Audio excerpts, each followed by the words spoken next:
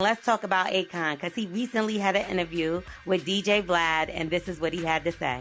Well, in Senegal, we've kind of overcome the thought of slavery. We don't even think about it. The only time we think about it, honestly, is when we're doing tours at Goree Island. Right. And with no type of disease, you know, I mean. I think it's also the art of just letting the past go and moving towards the future. And I think in the U.S., they have this stigma of just not letting go of the past and blaming the past on every mishap or, you know, disappointment. And I think as long as you hold on to that past, it's just a lot of weight that you carry with you everywhere you go. And it's hard to move forward and move fast when you got a, you know, weight on your back.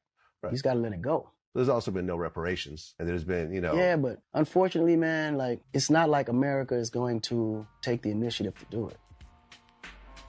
Okay, so forget something that's thrown in our face as often as possible.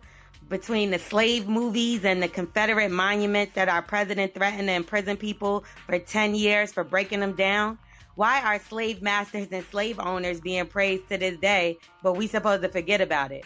We've supported Akon for years. Although he's not from America, he has collaborated with many artists who have been prisoners in our modern day slavery system, the jail, which are sometimes in inhumane conditions, despite the jail getting proper funding. And ironically, your first hit song was Locked Up. They won't let me out. Well, you whining about being locked up. I'm sure our ancestors didn't want to be locked up either. Unfortunately, they didn't have a choice or a song about it to make them millions of dollars. So are we forgetting all of our great major tragedies? Because if so, by Holocaust, y'all be all right. The Rwanda genocide, that's old news. And blood diamonds for all, courtesy of Akon. Africa was greatly affected by the slave trade. We don't even know our true bloodlines because of slavery. Dr. Sebi says we're not even eating the proper foods because we don't know our natural habitat. America was built because of slaves who had no choice. People in poverty won't be able to afford to live in. A city that functions off Bitcoin. I don't know how to function Bitcoin. You think a homeless person living under a bridge in Africa can figure that out?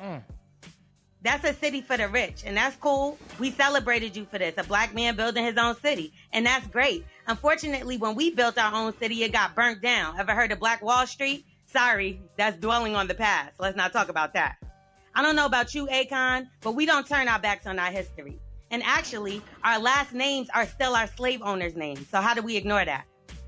FYI, we don't wake up every day and say, slavery, man, I'm going back to sleep. Because that does nothing. We fight every day to be heard in this country. I don't know if you turned on the news lately, but we've been fighting to let people know that Black lives matter. Now, Akon, we are not going to ignore it because we're not going to turn our back on our history, just like you don't. You don't do that in Senegal. So why should we do that here in America?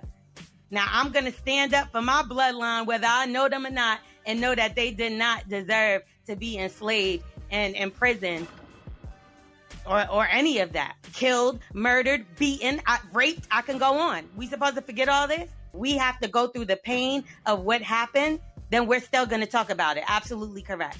I'm L'Oreal. That's who's Cappin. We are the morning hustle.